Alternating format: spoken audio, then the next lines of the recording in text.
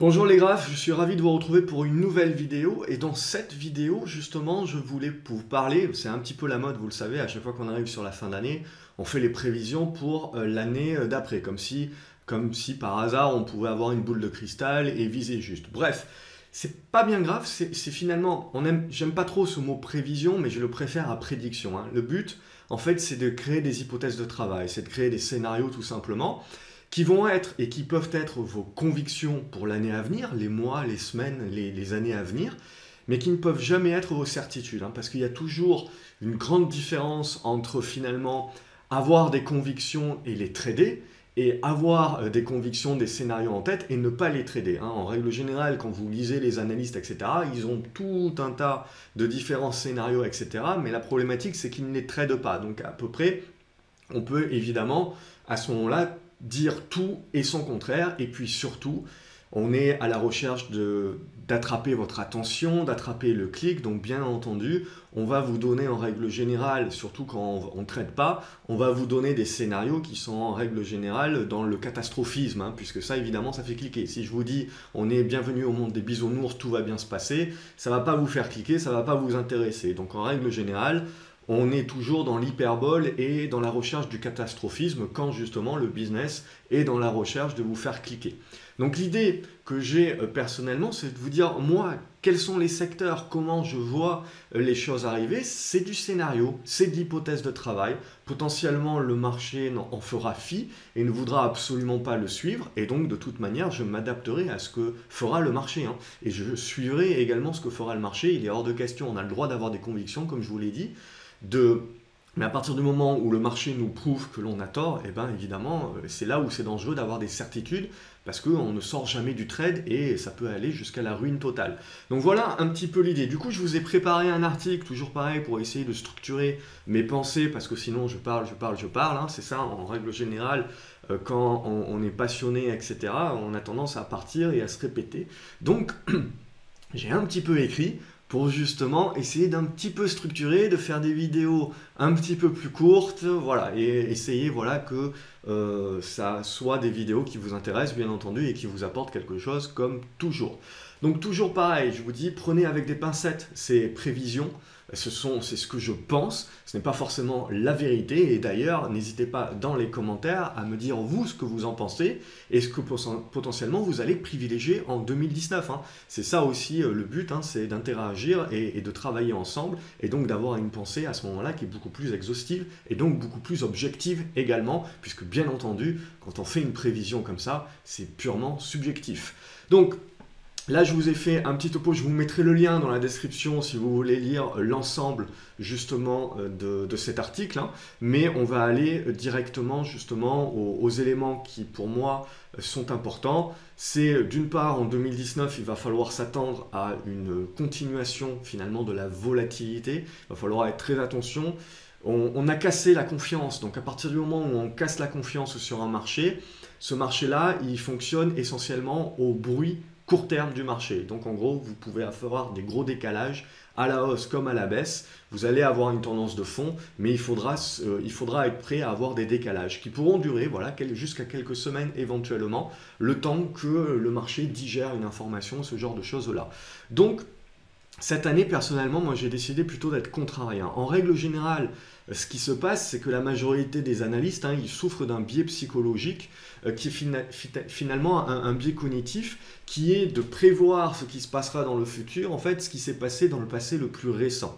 Donc en règle générale, si les marchés ont monté, eh ben, ils vont prévoir que les marchés vont continuer de monter. Si le dollar a été fort, ils vont continuer de prévoir que le dollar va rester fort, etc. Et donc c'est là aussi où il faut faire très attention, c'est qu'en règle générale, pourquoi un analyste ne va pas contre le consensus? C'est parce qu'évidemment, il ne veut pas se faire prendre en défaut. Donc c'est toujours plus intéressant de jouer la sécurité et de jouer le consensus finalement, parce que personne ne pourra vous reprocher d'avoir eu tort. Parce que si tout le consensus pense la même chose, eh bien finalement, personne ne vous blâmera d'avoir pensé la même chose et de vous être planté, et tout le monde vous dira « bon ben en fait tout le monde s'est planté, donc en effet tu ne pouvais pas prévoir l'avenir, etc. » En règle générale, là où vous faites taper sur les doigts, c'est quand vous prenez un pari qui est complètement en dehors du consensus. Si vous avez raison, on vous applaudira, mais si vous avez tort, on vous tapera sur le doigt et on vous dira là, tu as été vraiment franchement mauvais, pourquoi tu as fait ça? C'est complètement idiot. Donc c'est là aussi une des raisons pour lesquelles vous verrez très peu de personnes qui gèrent de l'argent, évidemment, de clients, etc., qui prendront des paris qui sont complètement en dehors du consensus. C'est là justement où je pense qu'il y a un intérêt à suivre des personnes voilà, qui tradent, qui investissent leur propre argent et qui peuvent, voilà, comme moi, un petit peu, vous donner leurs sentiments, qui ne sont pas forcément vrais ou faux, etc. Mais c'est ça aussi, au moins, vous avez, je dirais, la certitude, entre guillemets, d'avoir au moins des pensées qui sont certes potentiellement subjectives, mais qui peuvent être en dehors de la boîte et en dehors du consensus. Et je pense que c'est toujours là où on trouve quand même un intérêt et que l'on apprend des choses supplémentaires quand on regarde justement en dehors de la boîte. Donc du coup, les analystes dans leur prévision boursière de 2019 devraient se retrouver majoritairement sceptiques, voire négatifs, sur l'orientation de la bourse. Ils devraient parler de la remontée des taux, de l'inversion de la courbe des taux. Je vous invite à regarder une autre vidéo que j'ai faite. En fin de cette vidéo, je vous mettrai une petite vignette si vous voulez aller voir cette vidéo. De l'impact néfaste sur les sociétés, bien entendu, de cette remontée des taux, du Brexit, de l'Italie, potentiellement même de la France, puisque la France, avec tout ce que Macron a promis, évidemment, notre budget il va être en déficit plus important que l'Italie. Donc on voit mal comment Bruxelles, qui a tapé sur les doigts sur l'Italie avec son budget, ne va pas pouvoir taper sur les doigts de la France. Tout le monde va dire mais oui c'est temporaire, etc. bien entendu. Mais bon, en même temps, ça peut potentiellement faire peur au marché. La dette de la France n'a jamais été attaquée. Parce que justement, on a une épargne forte, on a énormément d'épargne, que ce soit dans l'assurance vie, dans les livrets A, etc. Et on a cette capacité à lever l'impôt aussi qui est très importante. Et donc du coup, la dette de la France n'a jamais réellement été attaquée. Est-ce que ça peut changer ou pas? C'est peut-être une question à se poser sur 2019 et c'est peut-être ça qu'il faudra surveiller. Si la France commence à se faire attaquer sur sa dette, eh ben, potentiellement, en effet, ça peut mettre encore une fois la zone euro, la zone Europe dans une position assez néfaste, évidemment, et puis continuer à faire fuir les capitaux. Ce n'est pas mon scénario, mais voilà, il faut toujours voir l'envers du décor, il faut toujours voir le plan B et le scénario B que vous pouvez avoir sur ce type de scénario-là. Donc, voilà un petit peu pour les craintes, on serait tenté de se dire. Pour ma part, j'ai envie donc du coup de voir les choses un petit peu en mode contrarien, comme je vous l'ai dit. Donc, pour moi, la hausse des taux devrait se calmer. En cela, je ne crois pas, comme c'est déjà le cas depuis plusieurs semaines, que le dollar pourra continuer son rallye haussier. Bien au contraire, je penche pour une inversion de la tendance du dollar et donc une baisse de celui-ci. Je ne pense pas à un crack du dollar, je pense juste qu'il y aura une temporisation et une baisse. La baisse du dollar fera qu'il sera moins vu comme une valeur refuge. Cela permettra aux liquidités de se déporter sur d'autres valeurs refuges. Et on peut penser notamment en termes de monnaie au yen et également donc à l'or et plus généralement, je serais tenté de dire, aux matières premières. Il faudra faire attention au niveau des matières premières. Cela passera évidemment par éviter un crack sur l'économie chinoise, surtout vis-à-vis du cuivre. Donc on aura besoin, si on part de ce scénario-là, où on a tendance à croire qu'on aura un retour des matières premières, à une baisse du dollar, et surtout à une économie chinoise qui continue finalement d'avoir une pente douce sur son économie et pas un atterrissage en mode crash. Ça sera très important également puisque au niveau des matières premières, l'industrie chinoise est évidemment très importante. Donc, je privilégie également la construction d'une phase de support sur le pétrole avant une remontée. Je suis donc positif sur les valeurs pétrolières, mais cela sera chaotique. Il faut s'attendre à une année de temporisation et donc il faut s'attendre à beaucoup de zigzags, beaucoup de volatilité et beaucoup de choses chaotiques. Mais je pense que devrait se dégager justement sur l'ensemble des matières premières quand même une tendance à nouveau positive, à nouveau haussière. Donc du coup, ce que je vais privilégier, plutôt que d'acheter les métaux en direct, je privilégie toujours les actions minières, donc les minières aurifères, les argents également, et puis surtout je regarde essentiellement le cuivre actuellement. Pourquoi? Parce que c'est dans les batteries également, on parle énormément de toute l'écologie que vous avez autour des voitures électriques. On peut se poser la question de l'écologie par rapport aux batteries qui sont essentiellement aujourd'hui difficilement recyclables de par tout ce que vous avez à l'intérieur. Donc on peut parler lithium, on peut parler cobalt, vous avez un tracker là-dessus, c'est le LIT potentiellement. Et on peut parler évidemment cuivre. Moi j'apprécie énormément le cuivre. Pourquoi? Parce que c'est énormément utilisé, non pas seulement dans les batteries, mais dans l'industrie. C'est pour ça qu'il faut que la Chine aussi se comporte très très bien, si vous voulez que les prix du cuivre se comportent bien également. Donc, qui dit baisse du dollar dira dans une moindre mesure, hein, car il sera moins refuge, hausse de l'euro. Donc, je pense aussi, je vous l'ai expliqué déjà depuis quelques semaines, je ne pense pas à un crash de l'euro, je pense au contraire que l'euro va se renforcer par rapport au dollar. Il faudra certainement attendre le printemps 2019. Pourquoi? Parce qu'on a Brexit, parce qu'on a l'Italie, parce qu'on a potentiellement également Bruxelles qui va taper sur les doigts de la France. Donc en effet, c'est quelque chose à mon avis qui va demander encore à se construire. Hein. C'est quelque chose pour l'instant qui est largement anticipé. Mais à partir du printemps 2019, potentiellement, il faudra voir. À partir du moment, au fur et à mesure, peut-être que les pièces du domino vont commencer un petit peu à s'assagir. Potentiellement, on aura un retour un petit peu du risque sur des valeurs, justement, sur des valeurs européennes. Du coup, je pense qu'on aura la rotation d'un paradigme. Vous le savez, on a un paradigme en place depuis plusieurs années, hein, plusieurs décennies même, qui est celui que vous avez une surperformance des valeurs américaines, des actions américaines par rapport notamment aux valeurs européennes. Et bien potentiellement, du coup, comme on devrait avoir cette baisse du dollar, cette montée de l'euro, et puis également une recherche avec cette volatilité accrue, une recherche d'un petit peu de stabilité dans les portefeuilles, on devrait voir revenir la plupart des gérants et des investisseurs sur des valeurs dites value, c'est-à-dire des valeurs qui ont de l'actif net, des valeurs qui ont des capitaux propres et une valorisation qui n'est pas très loin de ces capitaux propres et donc qui permet quelque part d'avoir un socle et d'avoir ce qu'on appelle une marge de sécurité. Et ça va être très appréciable évidemment pour la tête, pour la psychologie. Mais du coup, il y a énormément de valeurs value que vous avez aux US, mais surtout, vu la baisse que l'on s'est prise plus en Europe, eh ben, on a des valorisations qui sont beaucoup plus attractives en Europe. Donc du coup, tout ça potentiellement pourra favoriser plutôt un retour sur des valeurs européennes que sur des valeurs américaines. Et donc potentiellement l'inversion du paradigme qui sera que l'Europe pourrait commencer à surperformer les US, notamment, je pense, surperformer l'indice du Nasdaq, hein, qui est donc l'indice de la tech et du e-commerce notamment, qui devrait potentiellement un petit peu commencer à stagner. Donc voilà un petit peu l'idée là-dessus, et donc s'intéresser à des business qui seront encore là dans 10 ans. Donc de la value américaine, mais surtout, je pense, à la value européenne. Donc, qui dit baisse du dollar dit réduction de la pression sur les marchés émergents. En tête de gondole, je vois donc la Chine.